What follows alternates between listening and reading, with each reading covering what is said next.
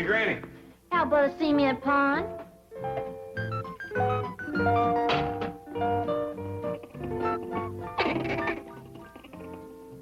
Killing me.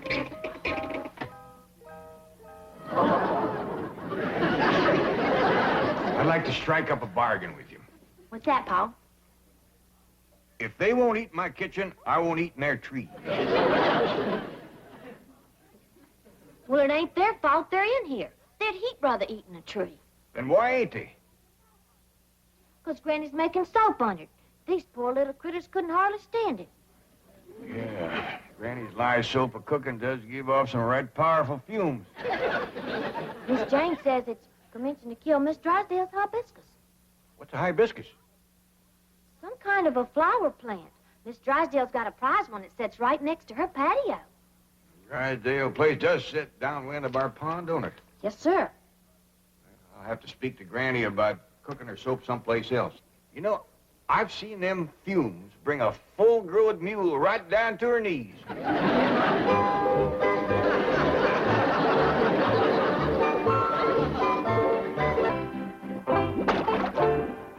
Hey, Granny, some more of the bark off this tree just fell into your soap. That's all right, Jethro. It'll dissolve. Hey, have you noticed some of the branches is turning to mite brown, puckering up? Yeah, I reckon the bugs is after it. Could it be your soap? Nah, bugs won't go near my soap.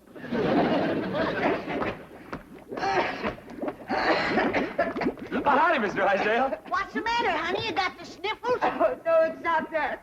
Granny, could I speak to you over there? Why, sure, honey, and don't you cry. Whatever's troubling you, I'm here to help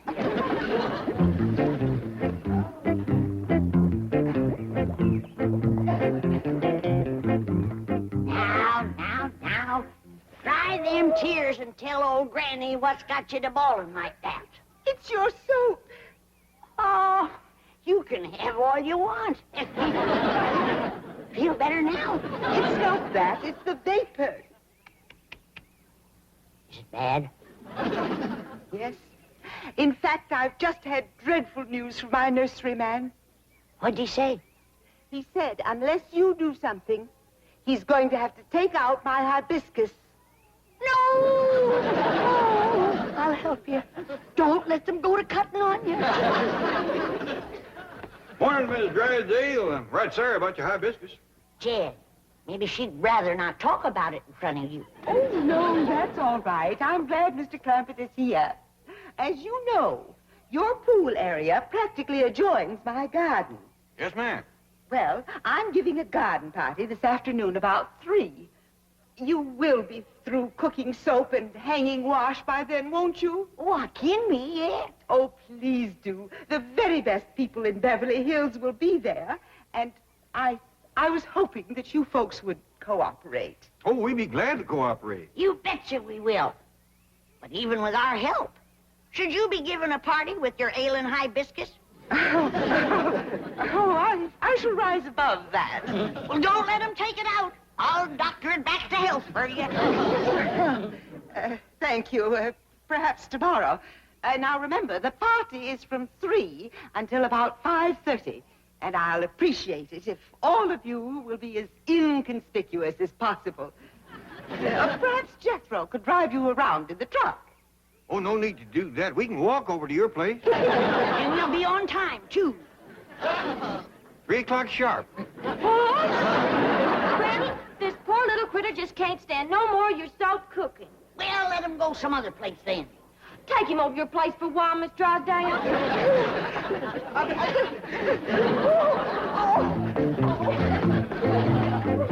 Oh, bye, Miss Drysdale. You want some hot soap to take home with you?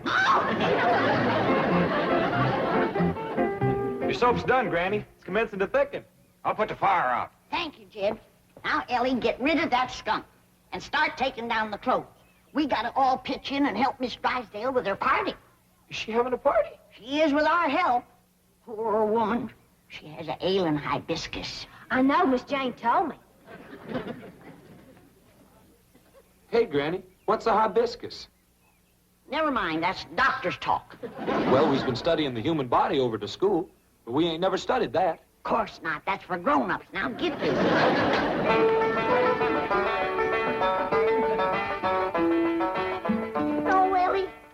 it's a long time since I run into anyone with a ailing hibiscus. Yes? Yeah. A funny thing. Not everybody has them in the same place. Well, I reckon that's so. Yeah.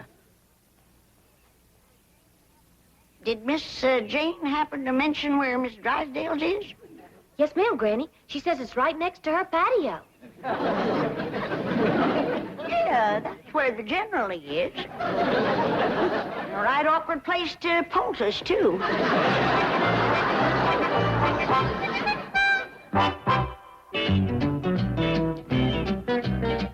I might add that the construction of high-rise buildings in the Beverly Hills area is a contributory factor in the financial up...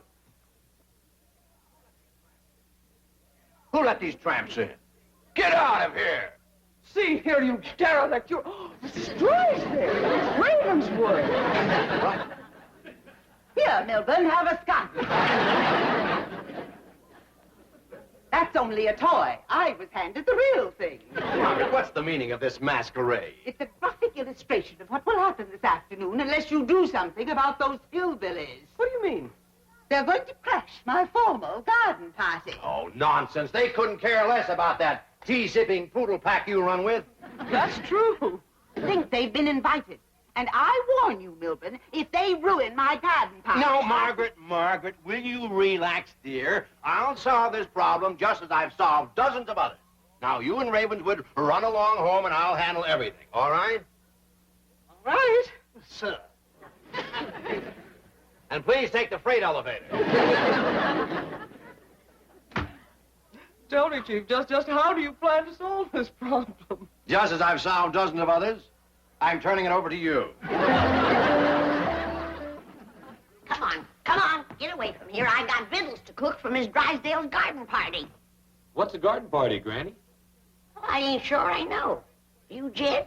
Yeah, I've been studying on it some. I think I got it figured. What you got figured? Well, when folks has a barn-raising party, everybody comes over and helps you build a barn. When you have a quilting party, everybody gets together and makes a quilt. So I reckon when you got a garden party, everybody comes over and makes a garden. That figures. Jethro, you and me got to get the shovel and the spade and the tater fork all honed up nice and bright. Chances are these Beverly Hills Society folks is going to show up with some fancy, shiny tools. Come on. Just a minute. Just a doggone minute. What's the matter? Well, when I wanted to plow up our front yard and make a garden, it was the Drysdale that said I had an order. Now, how come they's making one? I think I got that figured. What you got figured? I hear tell Miss Drysdale is overpowering fond of flowers. I reckon she wants to make a flower garden. Yeah, that figures. I reckon so. Come on, Jethro. The ground will be turned. Yeah, that figures. Oh, howdy, Miss Jane. It's good to see you. Jed, put an edge on this thing while I have a little private talk with Miss Jane. Here, Granny.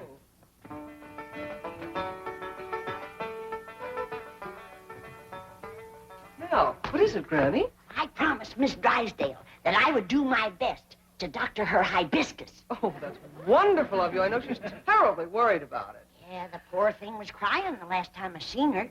Tell me, just how bad is it?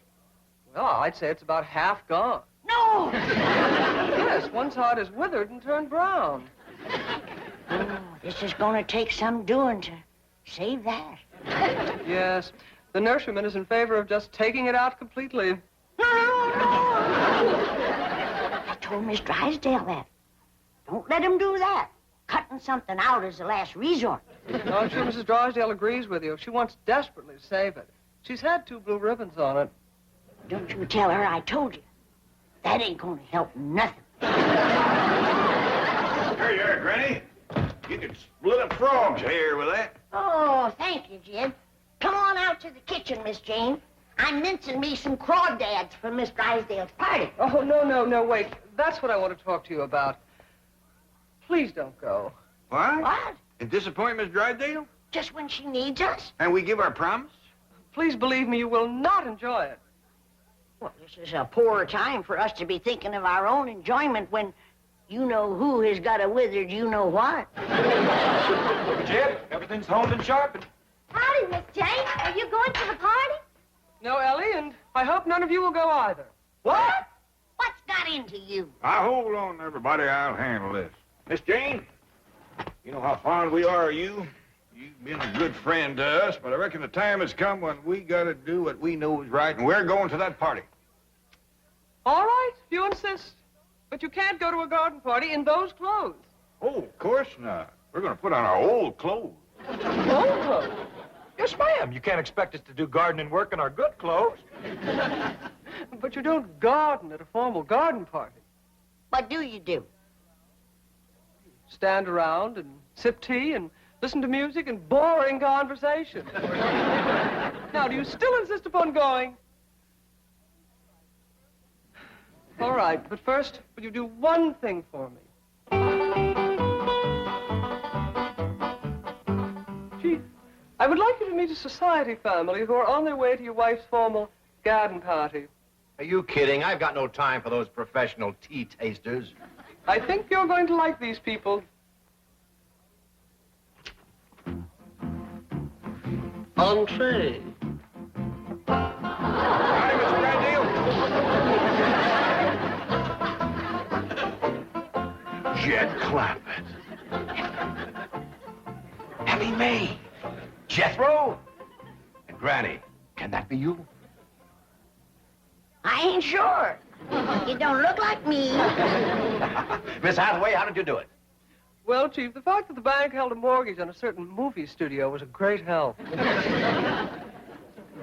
Drysdale, you coming to the party? Well, I don't ordinarily, but I will today. Well, we see you there. Bye. So long. Goodbye. He don't act a bit worried about his wife's hibiscus. He couldn't care less. His wife's the one with the green thumb. Oh, sure that's where it is.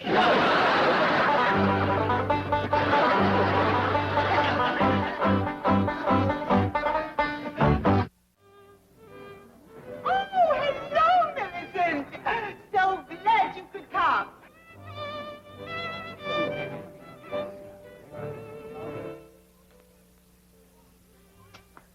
Come on, Uncle Jed, the party's starting. Hear that music? Yeah, but we gotta wait for our women, folks, Jethro. Come, they's late. Women is always late, Jethro. How come? No man can answer that. Probably no women neither. There sure is a lot of pretty girls over there at the party. Can I sweet-talk me one, Uncle Jed? Chances are she'd be with a feller. If I whoop the fella, can I sweet-talk her then? No, Jethro, this being our first Beverly Hills High Society garden party, I reckon we ought to just watch the folks and not go to scrapping. Unless, of course, everybody else does. In which case, be careful of your borrowed clothes. Yes, sir. Elmer and me's ready. Hey, I don't recall Elmer being invited to the party. Oh, can I take him, please, Paul? Oh, I reckon not, Ellie. No fighting or scrapping, neither. Well, this party sure ain't gonna be much fun. Oh, yes, it is. I make sure of that. Remember now, Granny's rheumatism medicine is just for old folks with rheumatism. For not so old folks who want to ward it off. Providing, of course, they's married. Well, come on, everybody, let's load up and cut through the hedge and get to the party. Bye, Elmer. Dorothy, all the way to Santa Barbara. How lovely. Oh,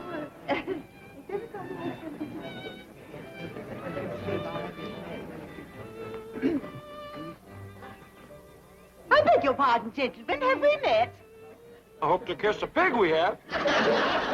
He's your next-door neighbor.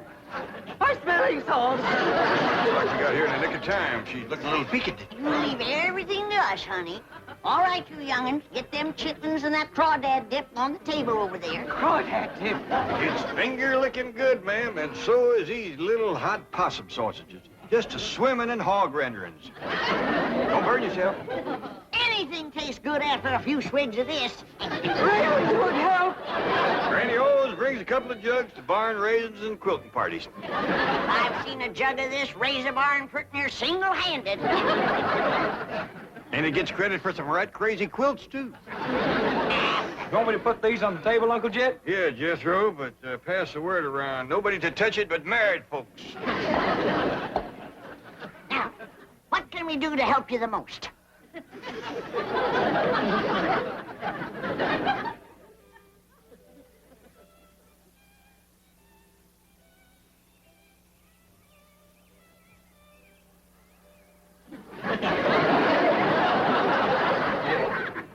How soon did she say the overflow would commence to overflowing over here?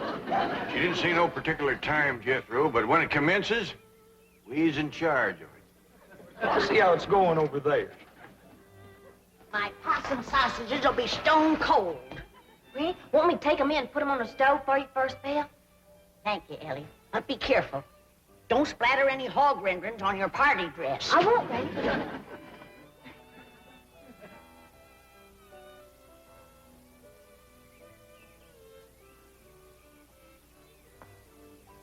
I don't blame them young'uns for getting restless. I'm getting a mite squirmy myself.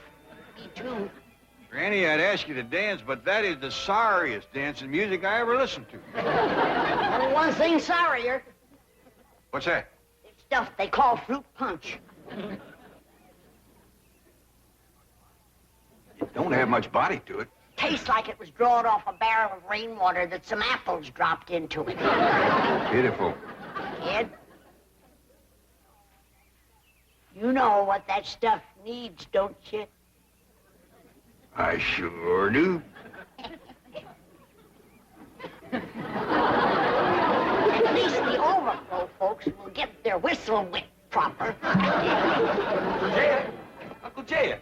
How's the party going, Jethro? Terrible. Everybody's just standing around. The only one moving's that fiddler player. He's moving. Yeah, he keeps walking up to different people, playing in their faces, and they still won't dance. Well, it ain't altogether their fault, Jethro. He plays that thing like he's stove up with rheumatism. Uncle Jed, I'm getting tired of standing around these here clothes. Can I go swimming? Yeah, I reckon so, Jethro. Granny and me take care of the overflow. Yeah! Judging from what showed up so far, that alligator in the pond can handle him. Alligator! Granny, that ain't no...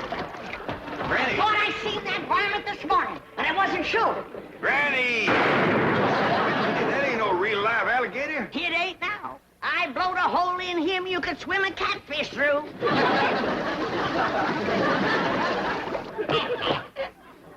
Granny, I reckon it's a mite late to be telling you now, but... Hey! Hey, what happened? Is everybody all right? Howdy, young feller. My name is Jed Clampett. Kirk Massey. And this here is Granny. Howdy. How do you do? Hey, we've been listening to you sawing on that thing. Kind of sluggish, ain't it? Well, that's what they want over there. Well, it ain't what we want over here. Now, come on. We got the overflow here. Come on, let's liven things up a little bit. Well, may I have some of the punch for I you first? recommend it. Come on, everybody, get some punch. Here comes the hot sausages. This here is my daughter, Ellie Mae, and that young fella carrying the sausages is my nephew, Jethro. Well, howdy. Wow! Hey, Fred! Howdy! Wow, Hey, Doris. Hey, fellas!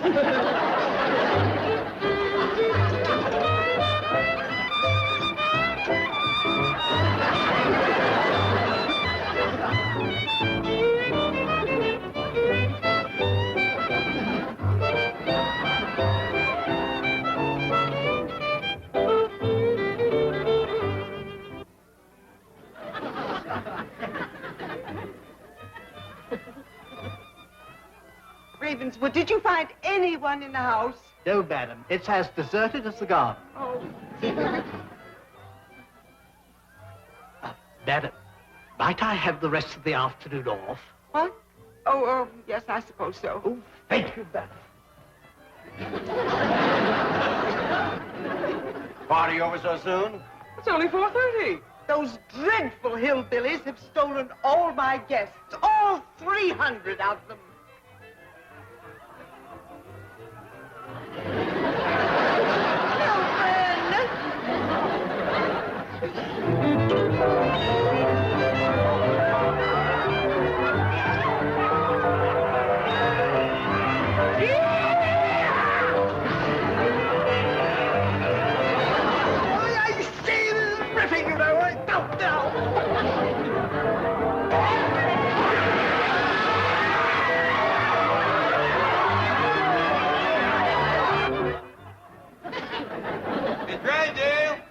I see you for a minute? Make way for the hot pot.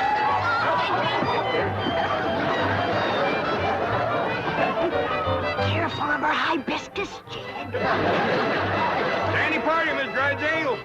Thank you, Mr. Clampett.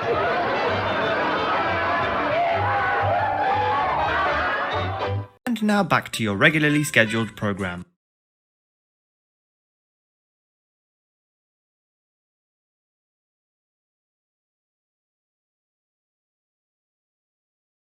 Now hear that? Get out of here!